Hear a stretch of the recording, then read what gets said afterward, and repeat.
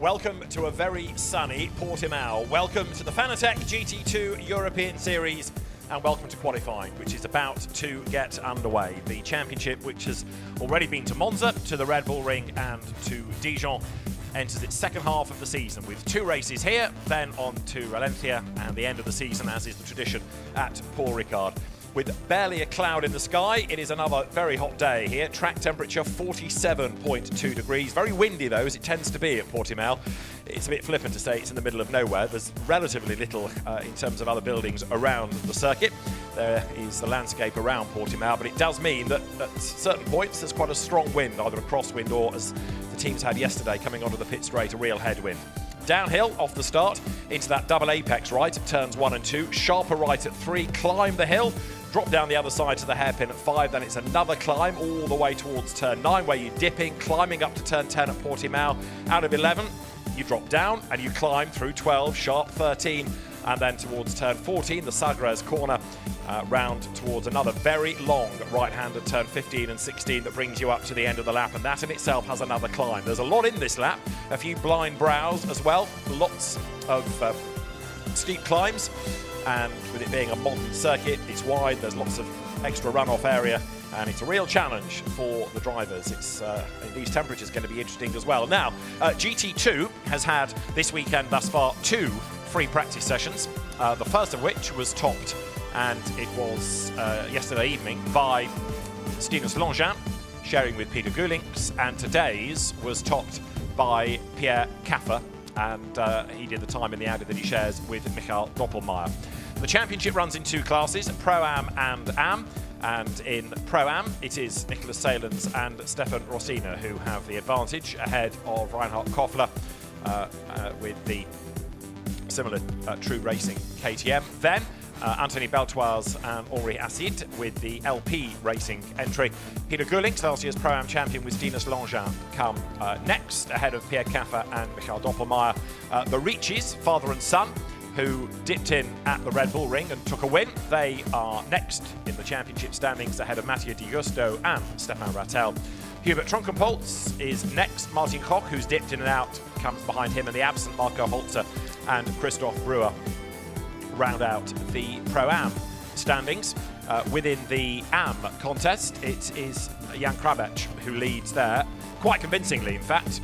Krabec having taken 4 class wins, he is ahead of Klaus Angerhofer, who in turn is ahead of Leonardo Gorini, and then next 2 more absent drivers, Mantas Janovicius and Aurelius Rustica. They're not here this weekend. Sedi Sarmini is, and he's next in the Am standings, whereas Jörg Wiebahn and Mario Placiutta are also absent. So quite a few people over the course of the year have dipped in and out, and Christoph Breuer, for example, when he's driven on his own, has been able to score Am points, but with a co-driver in Marco Holzer, so he's upgraded to Pro-Am.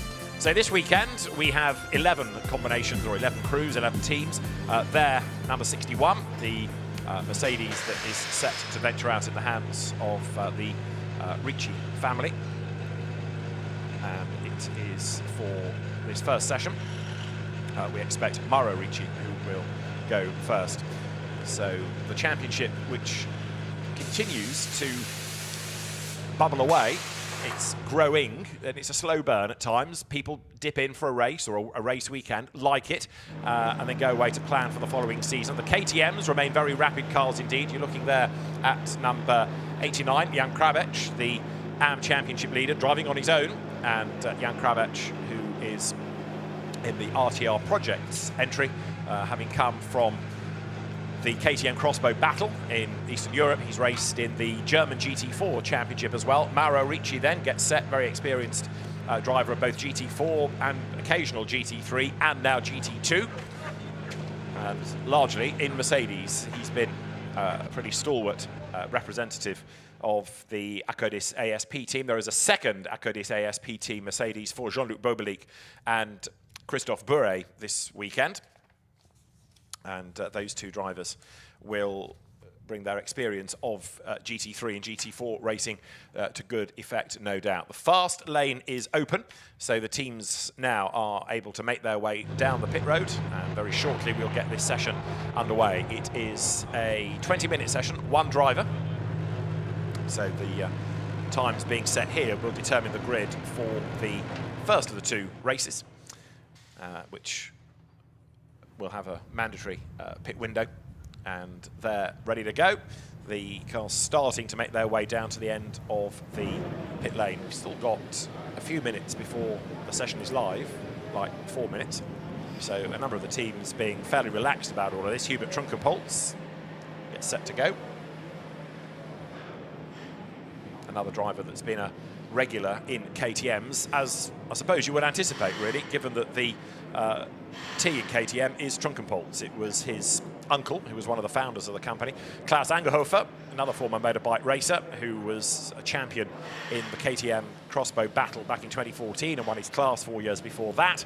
Another stalwart KTM racer, and 15 lining up over his shoulder. That's the car of Nicolas Seylens and Stefan Rossina. Nicolas Seylens due to go in this first session. Last year's Pro-Am champion and Belgian Endurance champion prior to that as well. He won last year with Stinus Longin, but they're split apart this year, different cars, different teams, and so that partnership doesn't continue for a championship defending season. So the team's now getting ready to release the cars down to the end of the pit lane,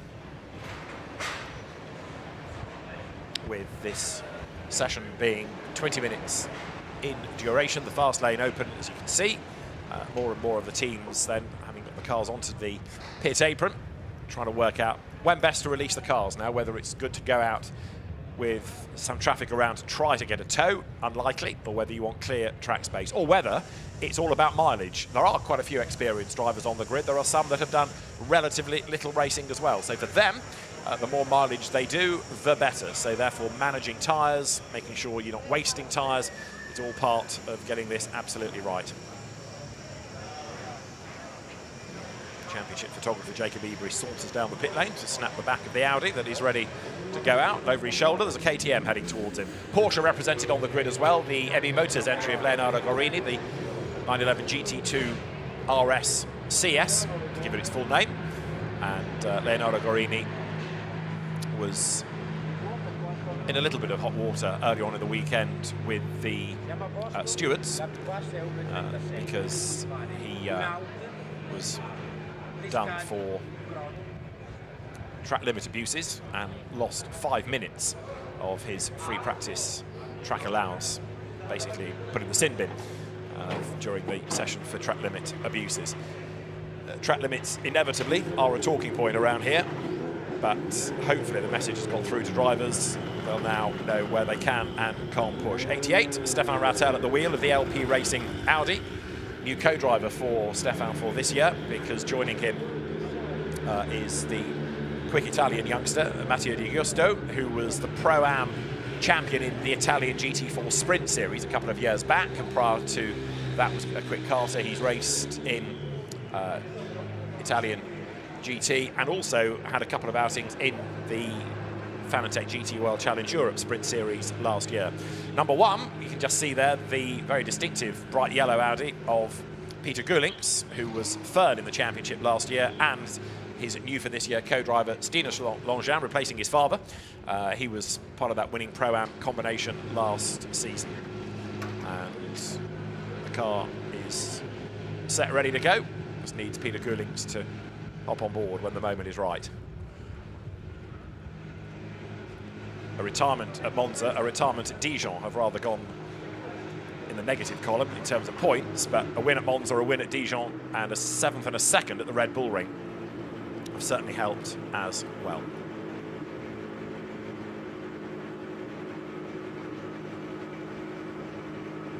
So the car's set to be released. That queue forming up, and very shortly green flag will be waved to get everybody out onto the circuit then for 20 minutes, and green flag now can be shown, so we're good to go, and that gets things underway here at the Autodromo International Algarve, Portimão for short. Everybody being careful not to cut that white line at pit exit, and out they now go.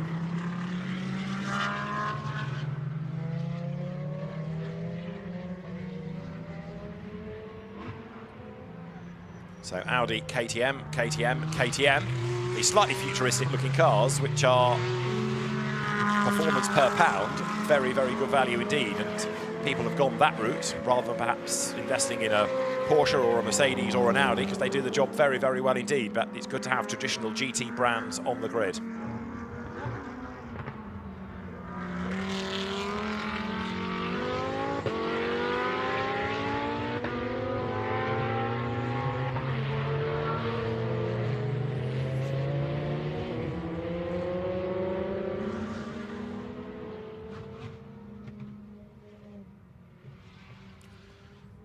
So 16 KTM out on track, that being the Team True Racing car, Klaus Angerhofer and Seti Samini. 1 or 2 having found clear track space here, aiming to make the most of that. Klaus Angerhofer then at the wheel. Michael Doppelmayr was the first one out in the Audi. Michael Doppelmayr not as fast as teammate co-driver Pierre Caffer, but increasingly competitive. Jan Krabec has gone out, Klaus Angerhofer, Nicholas Salens, Leonardo Gorini, Stefan Rattel and Hubert Trunkenpolz here, making that climb now towards turn 13. High point of the circuit. Set the car up for turn 14 through Sagres. Road drops down the hill. And then another climb. So much of this is up and downhill. One of the many configurations of the Portimão circuit. You just saw that little cut through on the inside as Michael Doppelmayr then goes over the timing line and now starts a flying lap. So let's see what he can do here. Goes through onto the power coming out of turn 1. Out of Primera, first curve. So you've got that second element to the right. Then Lagos, turn 3.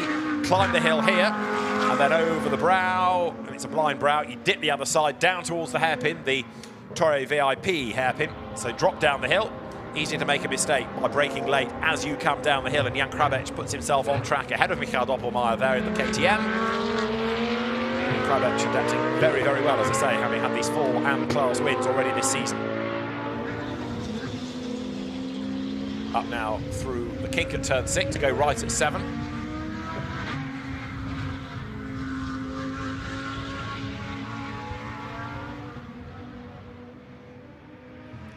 So Doppelmayr falling away in terms of track position. You can see the Audi falling adrift of the KTM. So this is going to give Jan Krabec then the chance to set the target time.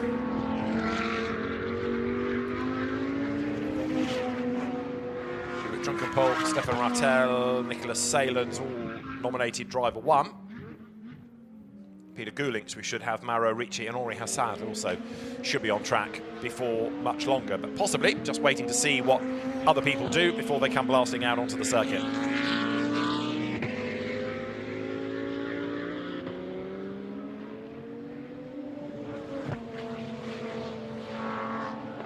Now, under the championship regulations, you do carry so-called compensation times into the pit stop for the next race. So if you finish in the top 3, then you carry a penalty to reflect that. And amongst those carrying extra time, Jan Krabec gets a further 14 seconds. Leonardo Gorini gets a further 10.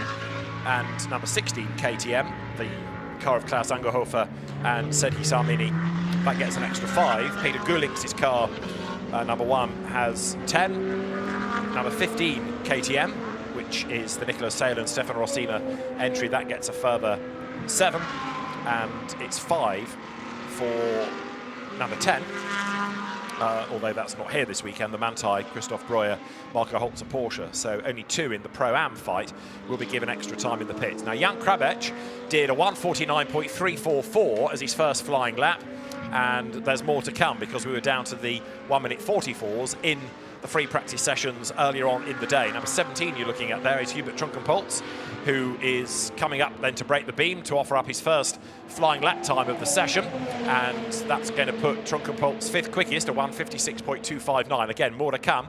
Jan Krabec has done an absolute best in the middle sector on this lap, whereas Angerhofer and then even quicker still Gorini doing the absolute best in the first sector. And Angerhofer, good as Krabec is going faster, demonstrably quicker, 4/10 quicker in the middle sector. So Jan Krabec is going to be good at the end of this lap. He's going to improve the lap time And inevitably we're getting track limit warnings and penalties, so Leonardo Guarini has lost a lap time for track limit abuses. That's okay, 2 wheels up the curb, the other 2 on the road as Jan Krabec then heads towards the line. A 1:49.3 becomes a 1:46.6, so Jan Krabec stretches the margin, but I suspect this car of Klaus Angerhofer is going to go even faster.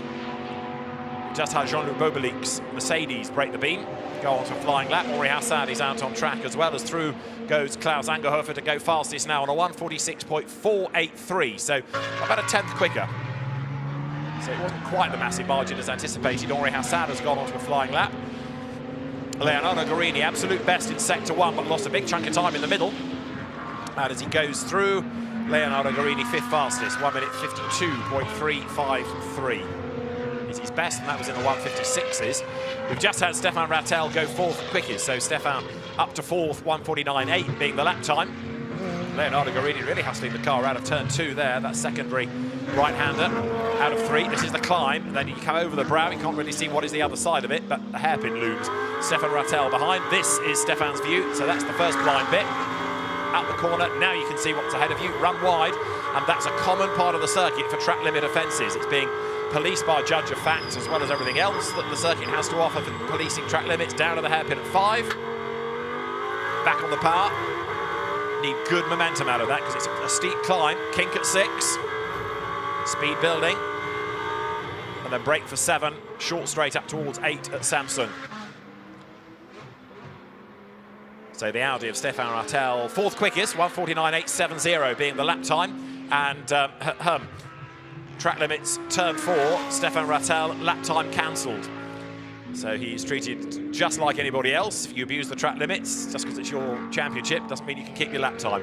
So down out of turn 11, Portimão, comes Stefan Rattel. Then that sort of corkscrew effect, you climb up to turn 11 and then instantly drop down the hill and then climb up the other side here to 13. So the lap's good, but it's not going to stand. Jan Krabec back to the top of the times in the meanwhile, 1:46.221. Stefan comes into Sagres, the beer-sponsored corner, and then into this long 15-16 section of the circuit. More improvements. Leonardo Guarini goes up to 2nd quickest, number 17, Hubert Trunkenpolt still pressing on. And we're almost at the halfway point, 11 3/4 minutes of the session still to go.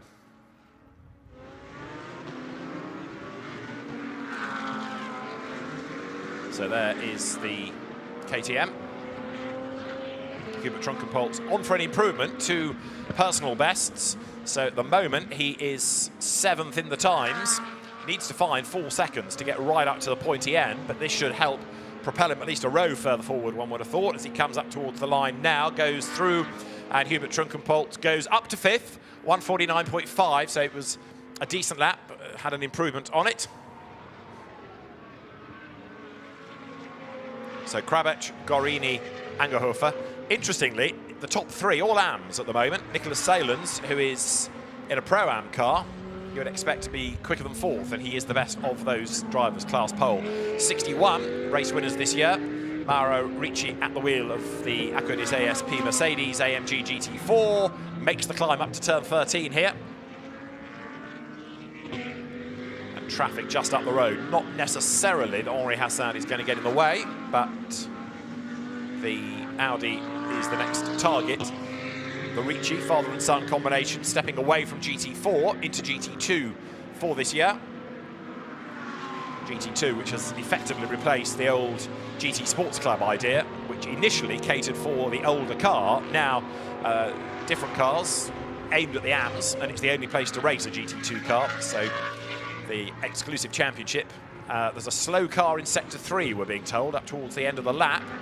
So the race director, Joël Durval, gives the instruction on the screen for the teams to be mindful. There is Peter Gulings, who has gone out then in number 1 and is at the moment 6th fastest and should be an improver this time. Again, not one of the most experienced drivers, but Peter Gulings getting faster and faster every season. 3rd in Pro-Am last year.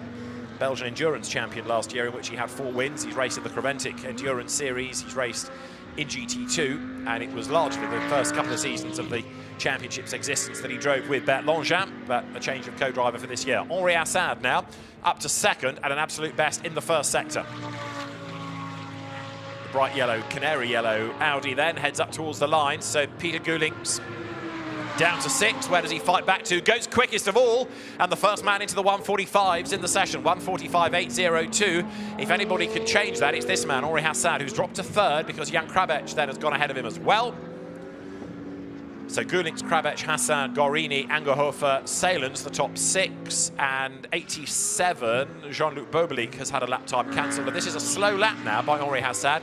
Even though he did an absolute best in the first sector, he has given away the lap and slowed right down. Now, did he make a mistake that we didn't see, and that's why he's aborted the lap, or is there something more sinister? Either way, it's a very, very slow lap now for Henri Assad in the number 67 LP Racing entered Audi R8. Picking up pace again now, potentially. So maybe it was a mistake. We decided to abort that lap, let the traffic go, and now try again.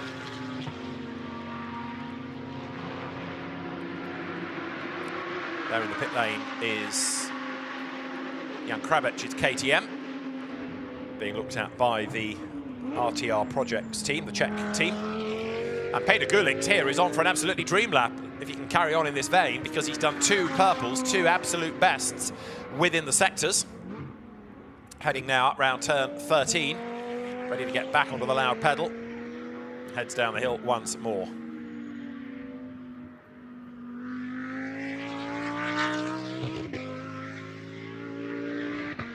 So purple in sector 1, purple in sector 2. The margin he's got is a good one, 0.4 of a second.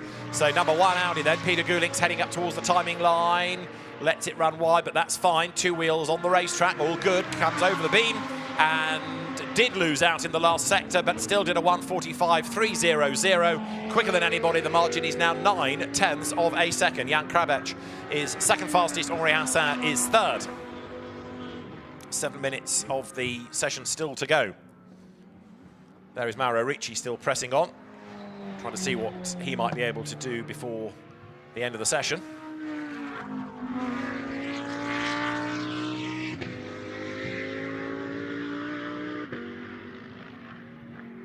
So comes then now down the hill through turn 14. And this lap for Mauro Ricci is not that stellar. It's got 2 personal bests, but he has got a lot of work to do to improve on 9. So let's see. As all Jerome Policon's cars are, absolutely resplendent. It comes up over the timing line. Anything in the 46s is decent, and that is a 48. So he's getting there. He has improved up to 7th on the grid now, but there's more to come from Mauro Ricci.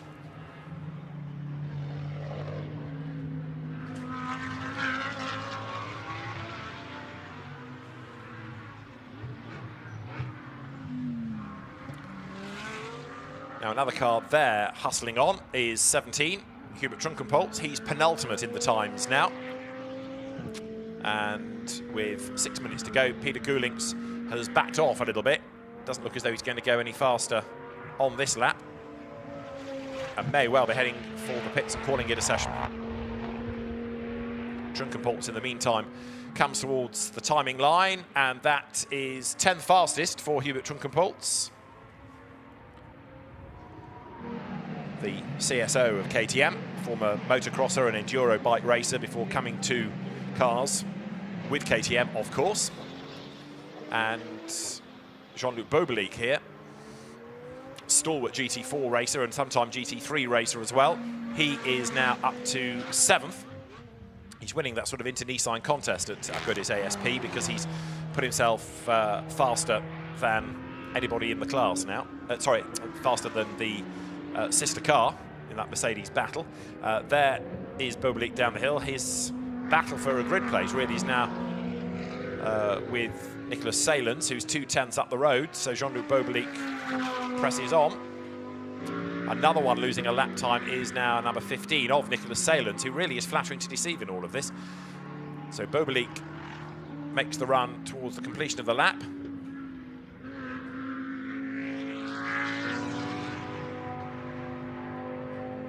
Through he turns, and to the timing line, Jean-Luc Bobelic, 7th at the start of the lap, breaks the beam, Stays 7th. That lap was a 46.9, just down by a 10th on what he was doing earlier on.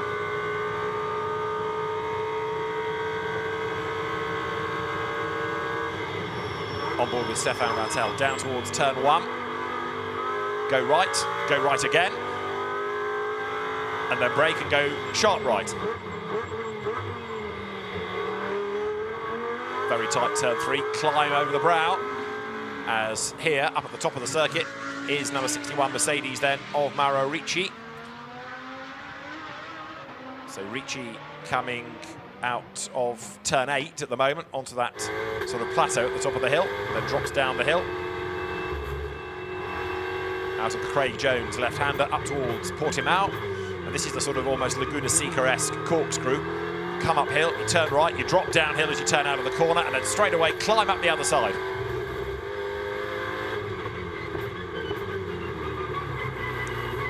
The runoff area there is on a sort of lip. You can't see what's the other side of the curb on the outside of the corner. So again, you kind of get sucked into making mistakes there if you're not careful. Ricci then on this lap has done a personal best sector 1, but was down in sector 2. And he's going to bail, is he, for the pit lane? Has a big lift, doesn't he, and a big think mid-corner. But no, we'll stay out. Mauro Ricci heads over the timing line now then. And on that lap, 8th fastest, it was a 1:47.391. He lost out by just hundredths of a second against his earlier best. So no improvement, but not for the want of trying. Mauro Ricci then stays 9th in the time, stays 8th in the time. Stefan Rattel is 9th, and he should be an improver. Stefan this time 2 personal bests. Comes over the line and stays 9th because he lost out in the last sector. Got another chance for a lap here, not done yet. So through he turns. Big lock up at the bottom of the hill at turn 5, hairpin there. That was the KTM of Nicholas Salens that runs way out wide after making that mistake. Salens is struggling around here. So have another look at the Mauro Ricci Mercedes coming through turns 7 and 8.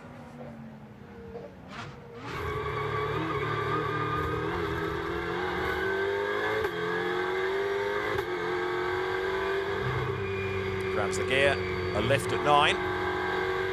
Confidence back, so he powers over the brow into turn 10.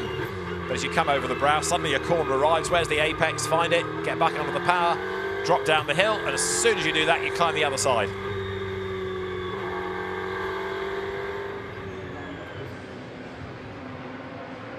There, Leonardo Gorini sitting in the pit lane. Gorini, who is 4th fastest. And that's a session done because he wouldn't get round, even if he were to leave the pits now, to do an outlap in time, I don't believe. So, job done for him, really. And also out of the car is Peder Gulings, strides purposefully down the pit lane. And Leonardo Gorini out of the session, which has got a minute to run, so we're not quite done yet, but more and more people are feeling they've got the best out of the Pirelli rubber on which everybody runs and calling it a session. So there, number 17 is Hubert Trunkenpolz. He's penultimate. The driver that's the slowest, in fact, and there's another one in the pit lane, is Michael Doppelmayr. And Michael relies on Pierre Caffer as a co-driver. Very, very quick former member of the Audi factory team, Pierre Caffer. And we saw this last year with Elia Earhart that there's a disparity of pace, and that's one of the beauties of Pro-Am racing, that the AMs have their pace, the pros have theirs, and it leads to some fascinating drives as you get a car suddenly behaving at a different pace. 17 then, which is Trunkenpolz. He's heading up to the line. This climb over the brow, breaks the beam, and that was a 1:51.8, so slower than he'd been doing hitherto, in fact.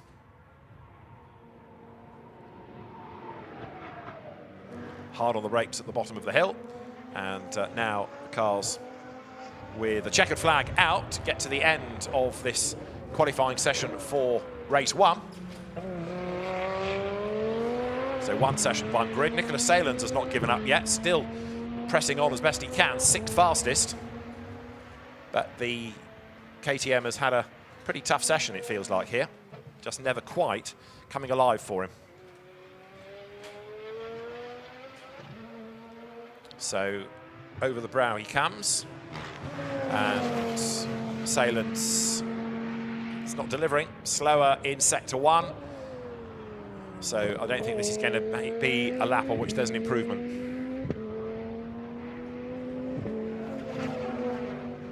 So Peter Gulink's the fastest by over half a second, 0.539 of a second, which is a good margin. And it'll be a very happy Peter Gulink's that can celebrate the top time on the back of that. Wait to see the reaction. There he is. And there is Bert Langevin in the white cap, his previous co-driver. Now handing duties to his son, Stinus Langevin, but still playing a very active part in what goes on in the team. Keeping an eye on his son, keeping an eye on his friend and former co-driver as well. So Nicholas Salens goes over the timing line, and that lap is a 1:47.4, so 0.8 down on what he was doing earlier on. Again, no improvement coming there.